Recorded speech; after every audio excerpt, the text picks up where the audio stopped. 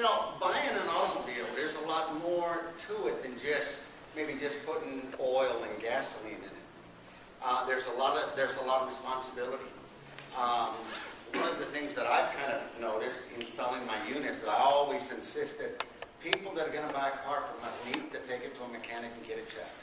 You know, so many times we need to. There's some things that we need to look for in buying these cars. One, I think it's very important to kind of ask if that car ultimately has a blue title or a clean title, because there's so many automobiles out there with bad titles or reconditioned titles, salvage titles, flood titles. And then if it's a good clean title, then I think your second step is to ultimately look at it. You know, a car is like a human being. It's got symptoms.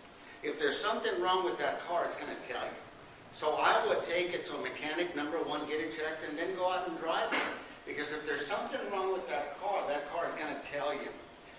Do you know when your body, there's something wrong with your body, you're not feeling good, the body says, hey, there's something wrong. And same thing with the car.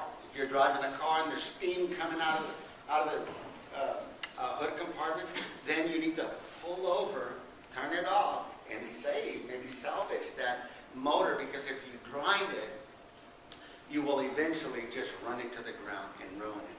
So there's a lot of responsibility that we need to have as car owners.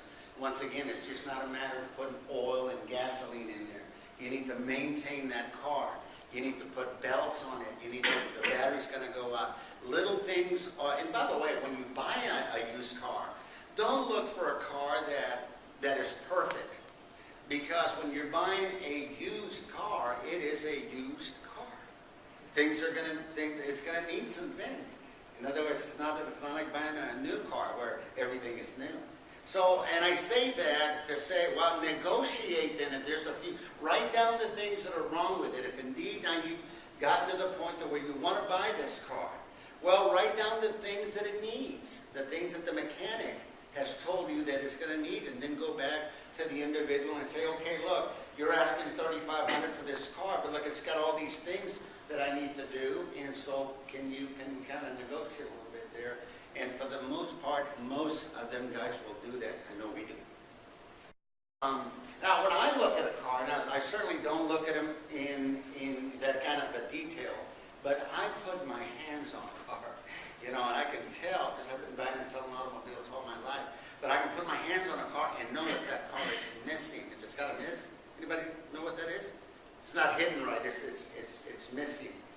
So if a car is running properly and you look at the interior, kind of just cosmetically, if everything is right, then the next thing you want to do is to check that transmission out. That's very important.